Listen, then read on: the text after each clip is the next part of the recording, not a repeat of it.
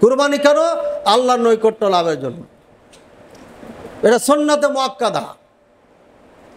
কেউ আবার ওয়াজিব বলেছেন হানাফি মাযহাবে, যাদের ক্ষমতা আছে তাদের। ক্ষমতা নাই মানে সাহেবে নেশাব, ওনারা তো আরও কড়া করে দিয়েছেন। সাহেবে নেশাব মানে কমপক্ষে বর্তমান বাজারে ৬০-৭০ হাজার টাকা বছর পার হতে হবে, তাহলে কোরবানি আপনারা আছে। না নাই। আর আমাদের কথা 2 দিন 1 দিন 3 দিনের খাবার আছে।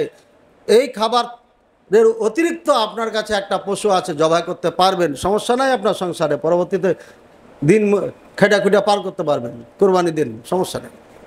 সুন্নাতে মুআক্কাদা দিলে নেকি আছে, না দিলে গুনাহ নাই। বড় বড় সাহাবায়ে কেরাম, আবু বকর, ওমর রাদিয়াল্লাহু আনহুম, তারা ইচ্ছাকৃত কোরবানি দিতেন না। এবং কয়েকজন সাহাবার ইতিহাস আছে কোরবানি দিতেন না। কেন দিতেন না? যে প্রতিবেশীরা যেন মনে না করে যে কোরবানি এটা ওয়াজিব বা ফরজ। এই জন্য কোরবানি ইচ্ছাকৃত দিতেন না ওনারা, ক্ষমতা থাকা সত্ত্বেও। বোঝা যাচ্ছে এটা সুন্নাতে মুআক্কাদা। সমস্ত উলামায়ে কেরাম একদিকে, হানাফি মাযহাবে সাহেবে নেশাব যদি হয় তাহলে ওয়াজিব।